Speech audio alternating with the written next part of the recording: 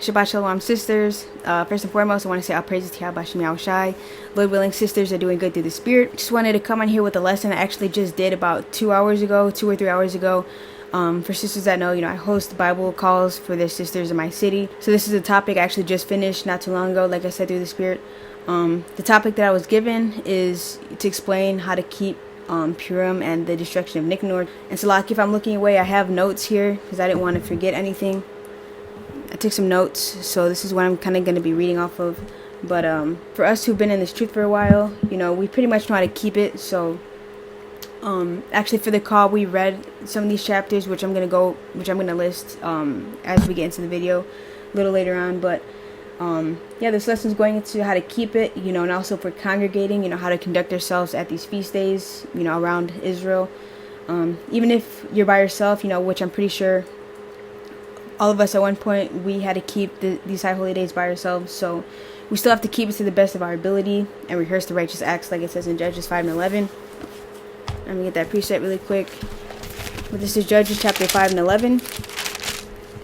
And it says, "They that are delivered from the noise of archers and the places of drawing water, there shall they rehearse the righteous acts of the Lord, even the righteous acts towards the inhabitants of his villages in Israel. Then shall the people of the Lord go down to the gates." Some of the ways that we keep these high holy days is by watching lessons that brothers make that go into it. Maybe take some notes on it, review notes on these high holy days that you've taken in the past. We can read these chapters ourselves, and we should at least read the portions of it if you don't have the time, because a lot of us, are congregating. Some of the chapters are pretty long, like the destruction of Nicanor. It's 1 Maccabees 7 and 2 Maccabees chapter 15. Those chapters are pretty long, so we might not have time to read the whole thing. Yeah, we might not have time to read that whole chapter, but we should at least read the small parts of it that go into it, just to make sure that we're staying in the spirit of these high holy days. Also, it is a high holy day, so we should have music, and we're going to get into that in Sirach, the 32nd chapter, through the Spirit. You want to play some music, you want to cook some food, maybe get some decorations, put some decorations up. If you got a favorite dress, you got a nice garment, sis, maybe just put on the garment, put on the dress, It's a time to be mirthful, so these are the kind of things that we should be doing to turn up in righteousness. And keeping these high holy days is actually part of keeping the commandments. I've heard some doctrines saying we can't keep the high holy days in captivity, which makes no sense. But yeah, we just can't forget that the Most High and the angels are literally watching everything that we do. They're seeing how much effort we're putting into, these high holy days and keeping these. And they see if you're just keeping this because, a brother or sister told you to, your camp told you to, an elder told you to. So we just gotta be mindful that the Most High and the angels are always watching. The precept that I got is Proverbs 15:3, which says, "The eyes of the Lord are in every place, beholding the evil and the good." Also, I wanted to bring out Sirach, the 23rd chapter, verse 19, in the live that I did, the lesson, but I didn't. But it says, "Such a man only feareth the eyes of the Lord, and knoweth not that the eyes of the Lord are 10,000 times brighter than the sun, beholding all the ways of men and considering the most secret parts." So yeah, the Most High, YAHAWAH, and the angels are watching us. So we still have to make an effort here in captivity to keep these high holy days to the Spirit. Like I told sisters in the video, there's no excuse. Even if you're by yourself, you can still keep it by yourself. This is actually one of the reasons why we were brought over here in the first place, was for not serving the Most High with gladness. And that's in Deuteronomy chapter 28, verses Deuteronomy chapter 28, verse 45 through 48. And it reads, "Moreover, all these curses shall come upon thee, and shall pursue thee, and overtake thee, till thou beest destroyed, because thou hearkenest not unto the voice of the Lord thy God, to keep his commandments and his statutes which he has commanded thee. And they shall be upon thee for a sign and for a wonder, and upon thy seed forever. Because thou servest not the Lord thy God with joyfulness and with gladness of heart, for the abundance of all things. Therefore shalt thou serve thine enemies, which the Lord shall send against thee, in hunger and thirst and in nakedness and in want of all things, and he shall put a yoke of iron upon thy neck until he have destroyed thee." So one of the reasons why the Most High brought us over here in the first place was for not joyfully keeping the law, statutes, and the commandments, not keeping the high holy days like we should. So this is actually very serious. I know it's like a joyful day, but it's actually very serious that we do keep these high holy days through the Spirit. It says in 1 John 5:3, the laws aren't grievous. It's not a hard thing to turn on some music, to turn up in righteousness, on the days that the Most High has commanded us. So we got to get down with the Most High's program. I can say for me, I love the high holy days. I love congregating. I love meeting up with sisters. It's always a good time. Us in our city, we be having like, I think they call it a gauntlet, where we have like a bunch of Bible trivia. Is it Bible? They ask a bunch of Bible questions and stuff to the Spirit. So yeah, I love congregating. It shouldn't be a hard, grievous thing for us to come together I just remember this precept through the Spirit. That's actually in Zechariah chapter 2, verse 1 through 3, I believe it is. It says, gather yourselves together, yea, gather together, O nation not desired, before the decree bring forth, before the day pass of the chaff, before the fierce anger of the Lord cometh upon you, before the day of the Lord's anger come upon you. Seek ye the Lord, all the meek of the earth, which are right his judgments. Seek righteousness, seek meekness. It may be ye shall be hid in the day of the Lord's vengeance. Right? So we're supposed to gather together, come together in righteousness and turn up for the Most High. But yeah, we gotta know how to conduct ourselves at high holy days when we're around brothers and sisters.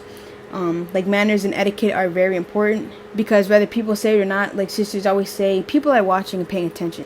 People are watching us, they're seeing how we move, So I just wanted to get this really quick in Colossians chapter 4, verse 5. Colossians chapter 4, verse 5. And it reads, walk in wisdom towards them that are without, redeeming the time. Let your speech be always with grace, seasoned with salt, that ye may know how ye ought to answer every man. So we want to walk in wisdom according to the precepts, according to law, statutes, and commandments. And that's part of being a Proverbs 31 woman. That's in Proverbs chapter 31, I believe 26. It says, she openeth her mouth with wisdom, and in her tongue is the law of kindness. Part of being a Proverbs 31 woman is opening your mouth with wisdom. So yeah, you don't want to be remembered as that sister that got drunk at the feast day. She was out of order, cussing people out. She started telling sisters business. Or you don't want to be that sister that was first in line and you took 5 plates home. You wanted to give a plate to your grandma and your cousin. Like, we got to be mindful how we conduct ourselves at feast days and make sure that we're staying in the Spirit. And I wanted to get a precept on being drunk. This is Sirach chapter 26 and verse 8. And it reads, a drunken woman and a getter abroad causeth great anger, and she will not cover her own shame. So that kind of sister causes great anger. She causes people to be angry, to be mad, like, why is she acting like that? And it says she will not cover her own shame. Because when you're drunk, you kind of just do and say anything. It says she will not cover her own shame. I looked it up. It said your judgment and your concentration is impaired. It kind of just messes with your mind. So we just want to be careful with that. Know our limits. Sisters that know me at the feast days, I don't like drinking too much. I'll drink a little bit, but I definitely don't drink more than what I'm comfortable with. Next precept that I wanted to get is Ecclesiastes chapter 10, verse 1. And it reads, dead flies cause the ointment of the apothecary to send forth a stinking savor. So doth a little folly him that is in reputation of wisdom and honor. So a mess up, or like people like to call it a screw up, or a little folly that we do can ruin our whole reputation. It's important that we meditate on these things and that we're always mindful of this. Precept to that, a few chapters before, Ecclesiastes chapter 7 and 1.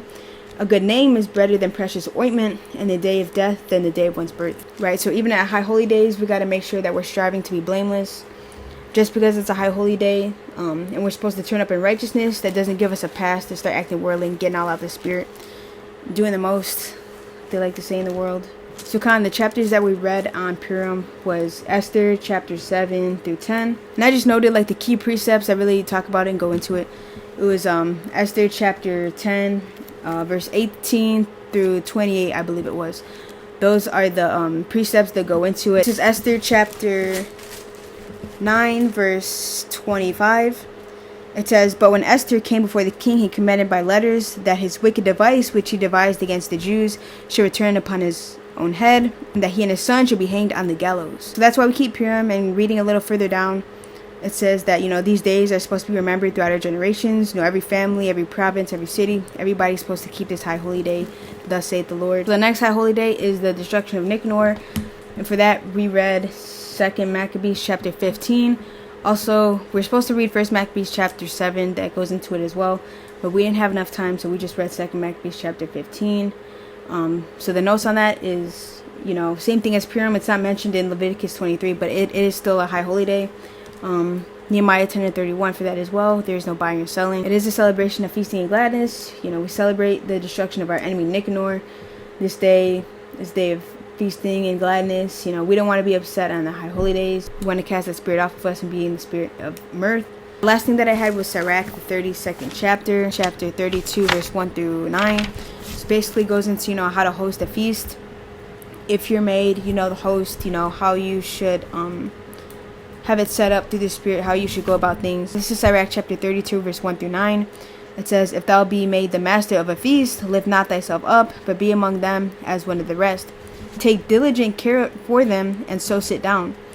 And when thou hast done all thy office, take thy place, that thou mayest be merry with them, and receive a crown for thy well ordering of the feast. Speak, thou that art the elder, for it becometh thee, but with sound judgment, and hinder not music. Pour not out words where there is a musician, and shew not forth wisdom out of time. A concert of music and a banquet of wine is as a signet of carbuncle set in gold, as a signet of an emerald set in a work of gold. So is the melody of music with pleasant wine. Speak, young man, if there be need of thee, and yet scarcely when thou art asked, and scarcely when thou art twice asked. Let thy speech be short, comprehending much in few words. Be as one that knoweth, and yet holdeth his tongue.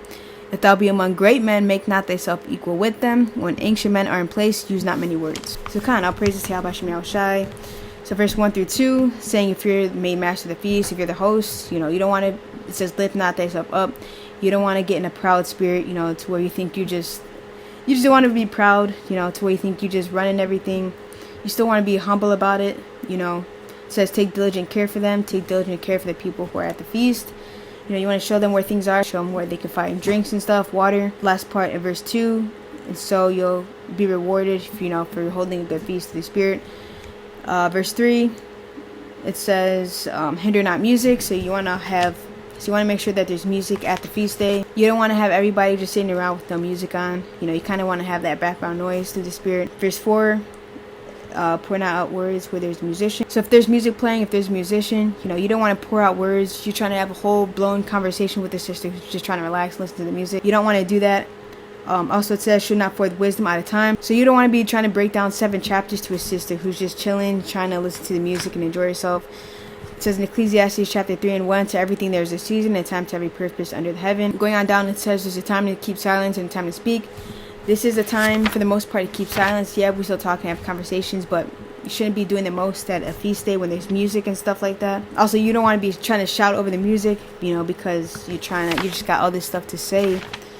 Some things you just want to kind of just say for another time through the Spirit.